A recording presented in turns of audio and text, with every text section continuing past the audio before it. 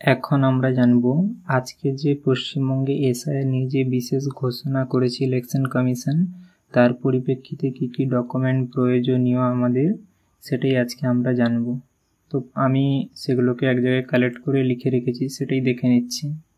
এসআইআরে কাদেরকে কী কী ডকুমেন্ট দিতে হবে সেই বিষয়ে প্রথমে বলে দিই। 2002 সালে ভোটার তালিকায় যাদের নিজেদের নাম আছে বা তাদের বাবার নাম আছে, তাদেরকে কিছুই করতে হবে না, কোনো কিছু করার দরকার নেই। খালি এনুমারেশন ফর্মটা ফিল আপ করে বিএলওকে দিয়ে দিলেই হবে।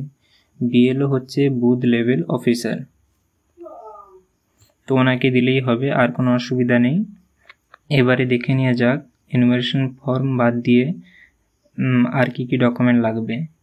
এবারে আর 11টা ডকুমেন্টের কথা বলছি। এগুলো লাগবে কেবলই তাদের যাদের বাবা বা মায়ের নাম 2002 সালের ভোটার তালিকায় নেই তাদের।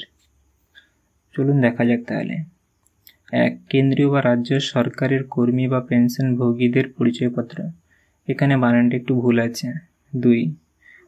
1987 সালের 1 জুলাই এর আগে ব্যাংক, পোস্ট অফিস, এলআইসি বা স্থানীয় প্রশাসনে দেওয়া যে কোনো নথি। 3. জন্ম শংসাপত্র। 4. পাসপোর্ট। 5. মাধ্যমিক বা তার বেশি শিক্ষাগত শংসাপত্র। 6. রাজ্য সরকারের উপযুক্ত কর্তৃপক্ষে দেওয়া বাসস্থানের শংসাপত্র। 7. Forest right certificate. 8. জাতিগত শংসাপত্র। 9. নাগরিকদের ন্যাশনাল রেজিস্টার বা এনআরসি।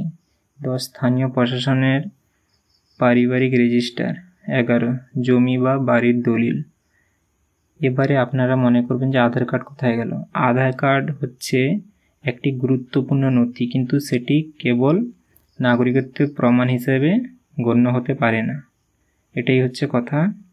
সুপ্রিম কোর্টের রায় অনুযায়ী আধার কার্ড হচ্ছে একটা গুরুত্বপূর্ণ নথি, কিন্তু এটা নাগরিকত্বের প্রমাণ নয়।